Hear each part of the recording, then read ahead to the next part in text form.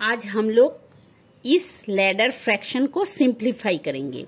1 + 1/1 + 1/1 + 1/9।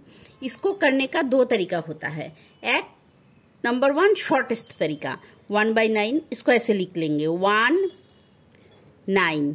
अब कितना प्लस है? 3 प्लस, तो 3 बार ऐड करेंगे। 1 + 9 10, 10 + 9 19, 19 + 10 29।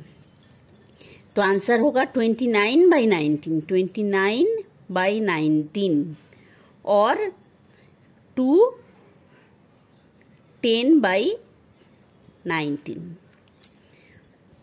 और अब इसको हम लोग करके देखेंगे। लैडर फ्रैक्शन को नीचे से किया जाता है ऊपर की तरफ। तो सबसे पहले इसको ऐड करेंगे। 1 + 1/9, 9, 9 + 1 10/9।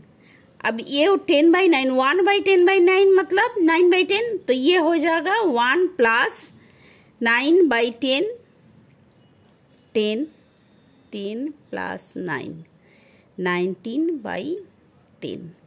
अब 1/19/10 मतलब 10/9, तो 1 + 10/9, 10/19, तो 19, 19 + 10, 29/19 और 2 10/19। तो answer 2 is the right answer. Thank you. Please like, share, subscribe my channel Madid and comment.